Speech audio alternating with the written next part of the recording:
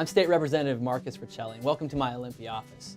You're here on day 72 of the 105-day legislative session, and I wanted to use my handy-dandy whiteboard here to help update you all on a few things. First and foremost, I want to thank those of you who came out to our town halls on March 16th. It was a great opportunity to have a conversation on the issues that matter most to our community, and I want to thank you for joining Senator Billig, Representative Ormsby, and myself.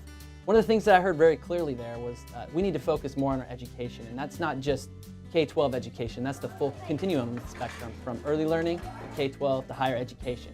My son Braden, he'll be 3 in May, and 85% of his brain development will have occurred by then. That's an amazing window of opportunity for our early learning learners, but it's one that closes quite quickly. I think that we need to work to close our opportunity gap, and the opportunity gap is the difference in achievement levels for our folks in the community. And for me, I think one of the things we need to focus on is investing in our early learning and making sure that our kids are ready to learn. I also think we need to meet our obligation to fully fund basic education, and that's something that's come through in the McCleary decision, something I'll touch on briefly later. I think we need, though, to make sure that our professionals have the tools they need to invest in our classrooms and in our students, and that our students need to be in the learning environments that are going to make them succeed. And then finally, I don't think we can leave higher education out of the equation. It's an important part of how we're going to make sure that our middle class grows and that we give everybody an equal opportunity to thrive and be successful. One of the bills I introduced, HB 1331, allows students to have greater voice in the tuition and fees on their campuses. It's in advisory committees at four-year institutions, and it'll give them greater input. And I think it's time that we start treating our students as investors, because right now they're being saddled with a ton of debt that's going to stay with them long after graduation. It will affect the choices they make as far as career, whether or not to start a family, or many other decisions down the line. And finally, we had the revenue forecast that came out. And what the revenue forecast showed us was that while the news wasn't all that bad, we still have a $1.3 billion shortfall just to maintain the services that we already have.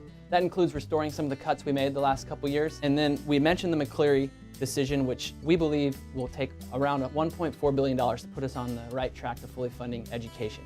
Altogether, that's $2.7 billion of a shortfall, and that can only be made up through revenue increases or cuts. Now in the 3rd District, as you know, many of our folks rely on a lot of our social safety net services. In fact, over 57% of our folks rely on some sort of form of DSHS.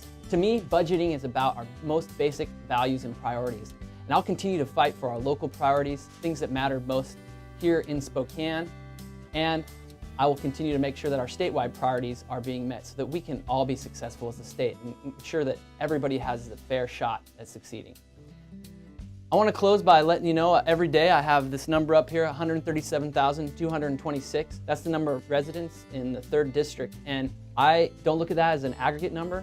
I look at that as one individual in each of those 137,226. I represent each and every one of you, and I'm so motivated every day to wake up to fight for the community that I love, that I was born and raised in, and I am absolutely committed to making sure that our basic priorities and our values are strongly represented back here. I hope you'll continue to engage in the conversation as we move to this important part of the budget process, that you'll email us, that you'll call into our office, and hey, even on the street, I hope that you'll take some time to let me know about the issues and things that matter most to you. And I will look forward to representing you every day back here, and I hope you have a great weekend, and will join us next time when we do one of these updates.